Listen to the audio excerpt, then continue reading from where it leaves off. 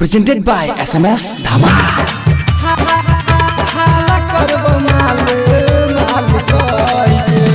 DJ Dhanuraj आई तो गजब स्वयंवर के बारी बैठब पंडाल में सबसे अगाड़ी। आई तो गजब स्वयंवर के बारी बैठब पंडाल में सबसे अगाड़ी। रहब न चुप दुख सही के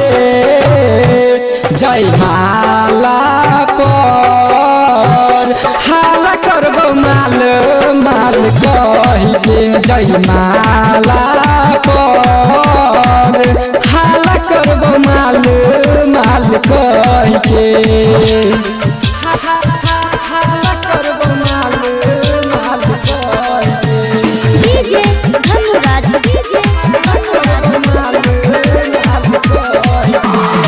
सबके बताई दे वाला बात गे घुर के जैतौ छौरी तोहर बारात गे सबके बताई दे वाला बात गे घुर के जैतौ छौरी तोहर बारात गे शादी के तोरा है तो बर्बादी जाइन जत दुल्हा है तो महिरा जिलोर गिरतो अखिया से बही के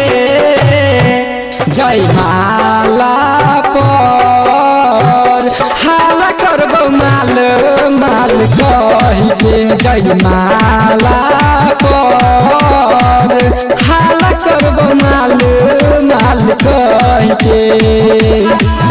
हाला करब माल माल कही के SMS Dhamal। डीजे धनुराज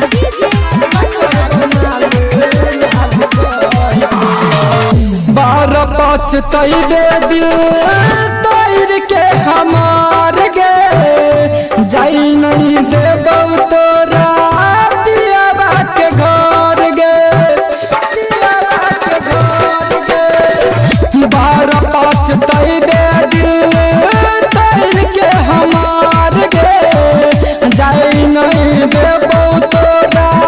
पियाबा के घर गे लाल तो बदला बजनत माजी काना तो गरमनत सुभाषाजी चल जभी बतिया के माई के जय माला पर हाला करब माल माल कही के जय माला पर हाला करब माल माल कही के Presented by SMS Dhamal।